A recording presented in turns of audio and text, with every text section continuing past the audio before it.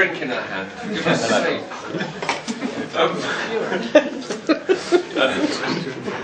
This is such a special weekend. It's a very, very special weekend. We've had quite a lot of bubbly actually already. Yesterday we celebrated Kenny's 30th birthday. Happy birthday! Hey. And today we had breakfast. We didn't actually have a champagne breakfast, but today we had breakfast celebrating Clara's birthday. Happy birthday, Clara! Very nice to have you here. And the main event, though, of course, as we all know, is that Thursday, not today, Thursday was a very special day for Mum and Dad's 60th wedding anniversary. And it's fallen to me, on behalf of Liz and Kate and Bridget in particular, but all the family, to say a few words. And hardly any of us in the room really know what 60 years of life feels like. Of course, Mum and Dad do, and sorry, John. John does too. And you will, but it's not what 60 years of life feels like. It's what 60 years of married life is like. And really, Mum and Dad are the only people here, and quite an unusual in the sense that there aren't loads of people who know what that really feels like. It is 21,900 days long. That's what I'm thinking about for a bit, as you get out of bed in the morning. 21,900 days long. It really is an extraordinary thing, and even the Queen thinks so. And she knows what 21,900 days sitting on the throne feels like, I think. So it's a real joy for us to be here to celebrate, really. And thank you both very much for this party in particular. This is an opportunity for us all to thank you for this. Thank you for coming. We miss Faye not being here, of course. That's a great shame, and leaves a gap at the table, although we haven't actually left a gap for her, because she does come. But WhatsApped her message and sent her love. She still might come? No, sent her love. She sent her love this morning to everybody and to Granny Gut, especially today. Have a lovely day. Good. And it is about family. And she came to visit you, didn't she? I think just the other week, because she wasn't going to be here. And it is all about family today, and the family that you both started with your wedding 60 years ago. None of us would be here today if it weren't for your marriage. Well, so I guess some people would be. If it wasn't for your marriage, you can't be held sort of directly responsible for everybody in the room. But nobody would be here if it wasn't for your marriage, and nobody would be part of this ever-extending family that you started. I know you don't want to be embarrassed, and so I'll try not to do that, although you hate just being the centre of attention anyway. But I do want to say one thing really simply and directly, which is that you have both, and you do both, set an extraordinary example for all of us and for the rest of us to follow of what real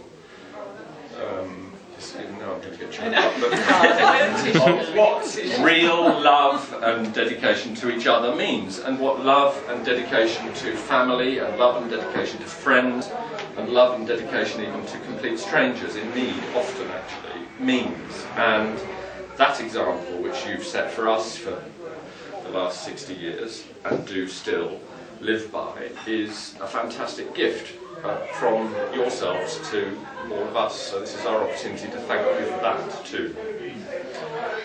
You did say that you don't want any gifts, and so you haven't got any. Really? Might as well be blunt about that. But instead, we've made a gift to somebody else, if that's okay with you. And following your example, we've made a gift to complete strangers in need, as it were, to mark your 60 years of married life. All the family and friends who knew about it and wanted to have made a group gift to support the work of the Mary Ward settlement in London, where you first met in the early 50s, and where you lived individually as residents there. And it still, as then, still runs education and skills training and gives legal advice on debt and housing and welfare issues for disadvantaged Londoners. It still does all that work.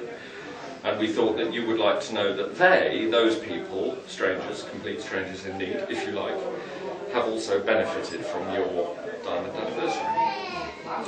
The Mary Ward was so pleased to hear about it that they've sent you a congratulations card, rather formally addressed to Patricia and Robert Roosevelt. You, Patricia? That must have been your names on the register. Which is their congratulations to you, and they even want to put a photograph of you on their website. They're so excited. That's your first opportunity to get online. And they've also sent you a thank you letter and information about their work and so on and so forth, which is in this big envelope, which I will give you later. We thought that it would be wrong not to remind some, and I think you've tumbled to this actually, but anyway, to remind some family and friends around the world of your anniversary. And so, whilst you were having an afternoon nap one day, and it's a very good job that you have such long afternoon naps these days, somebody was tasked with copying out your address book, which was quite a task. Well done, Bridget. Remember that day you won't even know about it, you were asleep. Well, I insisted that Dad had a rest. He was very reluctant. Okay. You won't So, surprisingly, dozens, as soon as the word was out there, of course, dozens of cards came in from, and congratulations came in from all over the world. I think you've got 30 or so at home, haven't you, already? Well, there are about another 30 or more here for you, which are a surprise, I think, which have come from everywhere, and you don't have to open them all now. In fact, please don't. Somebody even wrote you a poem. I think you probably know who that was. Somebody even wrote you a poem, but it says, it finishes actually like this, which is, through 64 years of love, joy and tears, you've given us all inspiration. So let's, with one voice, sing loud and rejoice at this happiest and blessed celebration. Anyway, it's quite a long poem. Where's that from? Do you think you know who it's from? Susan Cox. Susan Cox. Yeah. Anyway, those can all go in there. And I'm afraid I'm not finished yet, everybody. So. Press on. Yeah, from California and from Australia and from all over the place. It's amazing. People often wrote lovely notes to accompany them as well, expressing their appreciation of you and their admiration of you.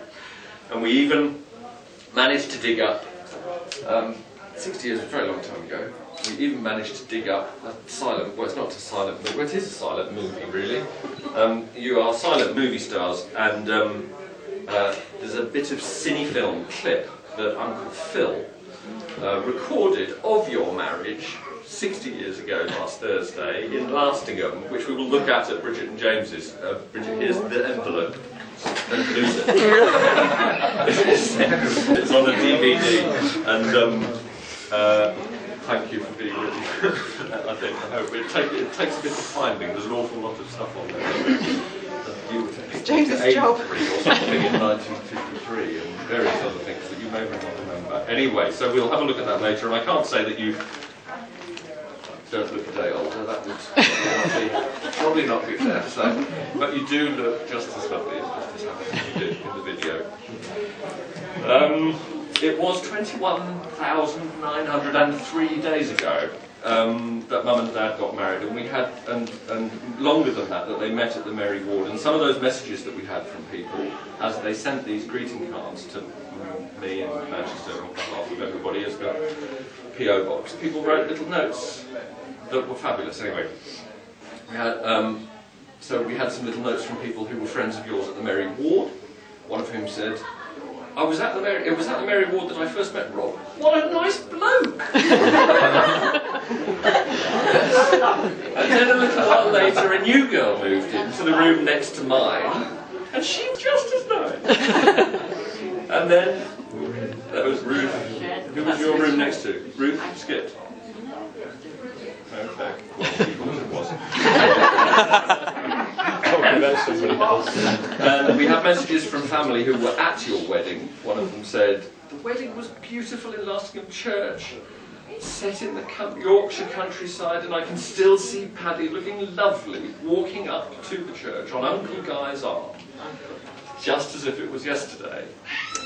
And you went there, I think, before you were engaged to visit her parents in Weybridge. That was Paulie. You can say that. So that was Paulie, who remembers actually being there. And we had messages from an old Harpenden friend who said, Paddy has been a very, very good and caring friend to me for so many years and still is, always concerned for my welfare. And a member of the wider family wrote... Who said that? That was Topsy. That was Topsy. It was Topsy. Judy wrote wonderfully about how you had been there for them as a family from, you know, the major crisis when Pat died 4 or 5 years ago, and what a support you've been. And a member of the wider family wrote that they have been an absolutely constant support over very difficult years for our family. And that was, of course, Mark and Tracy on behalf of Valerie. And people who started out as total strangers in need, newly arrived from China, to you 10 years ago when you befriended them, said, they are simply the kindest people we've ever met. And we have many beautiful memories of Nana, Paddy and Grandpa Rob. So, calling them by whatever names you call them, whether you call them Nana, Paddy and Grandpa Rob, or Mum and Dad, Paddy and Rob, or Granny and Grandpa, we want to drink a toast now to this amazing partnership, 21,903 days long of diamond marriage. To Mum and Dad. Mum and Dad. Cheers.